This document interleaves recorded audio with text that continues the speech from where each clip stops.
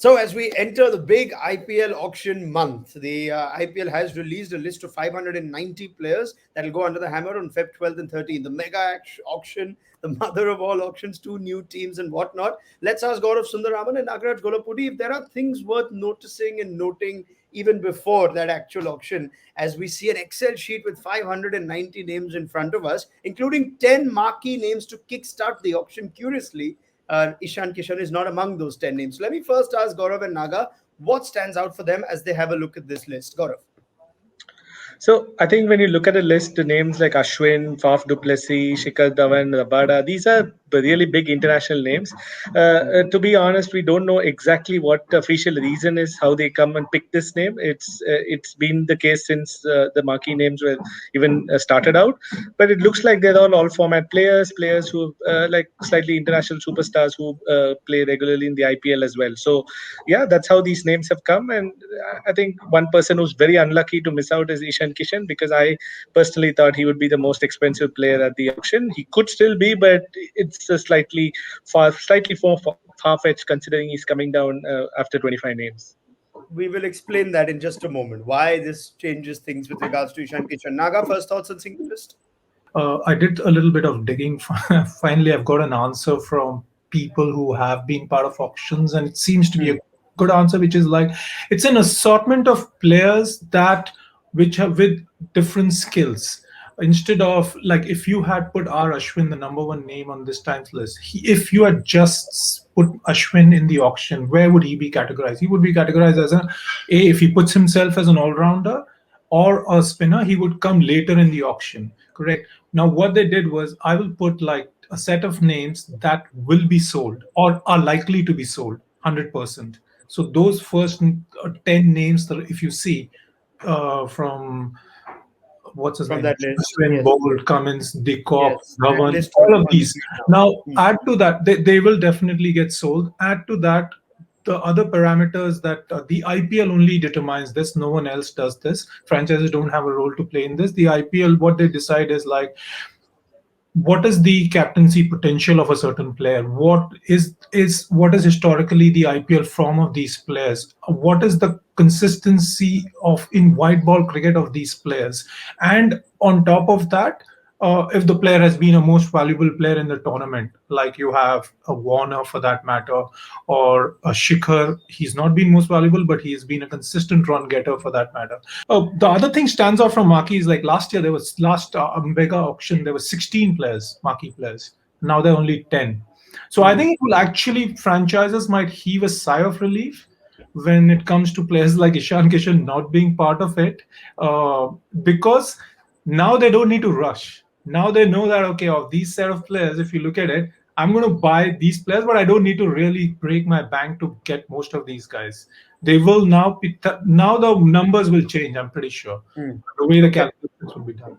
Now let's talk about Ishan Kishan and extend the point on why being part of the marquee list or not being part of the marquee list, Gaurav, impacts what Ishan Kishan could possibly go for.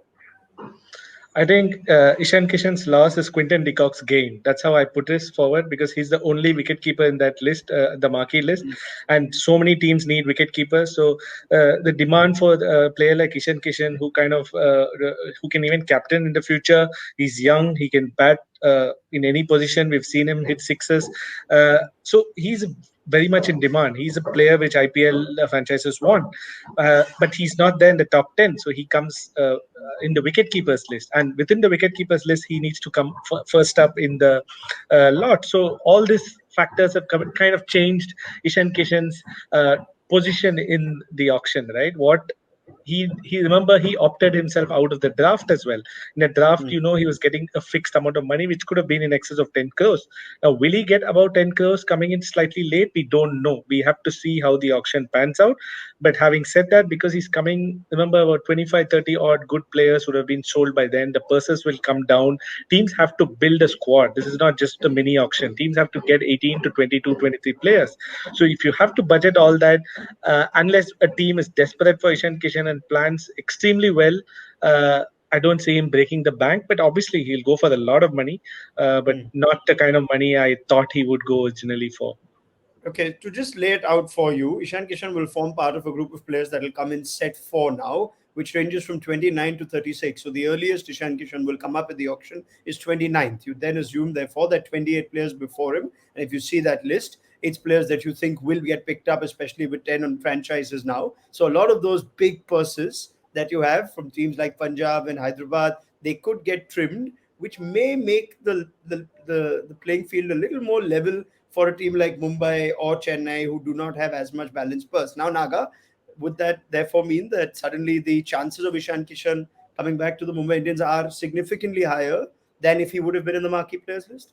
Yeah, I think Mumbai will be the most happiest of Hmm. franchise right now, because if they get Ishan, they get their core back. They already have four players, and if you have five of your last team, half your team is done, so that'll be sorted. And Mumbai, what is their purse? They have a pretty strong purse, and they wouldn't Yes, now want to. Yeah, 48.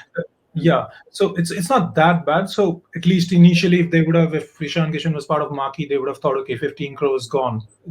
Assuming that Ishan Yeah. is one of the top buys, 50, let's say minimum 15 crores gone, they wouldn't have been able to afford. Now they'll think, okay, if he falls in the 10 to 12 bracket, I have enough money. I just feel that Kishan might still be able to get a lot of money, but teams like Mumbai will be more confident. Yes, means like Okay, Mumbai will let's. be more confident to I'll get him go back. back to Gaurav with the same Kishan conversation. There are those that may think, oh, there is Ishan Kishan is such hot property that teams will certainly keep enough money to go after him. Right now, is that not that simple? Why does Mumbai's chance suddenly increase or improve by the fact that he's coming in later? Actually, just riding on Naga's point, if at all he feels that three or four players in the batsmen and all rounders will not get sold, he should look at the pool after Ishan Kishan's. Most of them would go unsold. So it's basically extremely hard for a franchise to take such calls, right? Not pick a player up front, because what's going to happen is you're risking the entire squad hinges on this one buy, and I don't think it's the right strategy to go. You need to build your squad first. You need to build a team of all set of roles and skills. So I would make sure that I go behind Ishan Kishan only if I have the money, but I'd rather build a squad. But the thing, Gaurav, is that yes, of course you build a squad. But I'm trying to say is that in your marquee player, there's only one wicket keeper batter. All right, there's only one.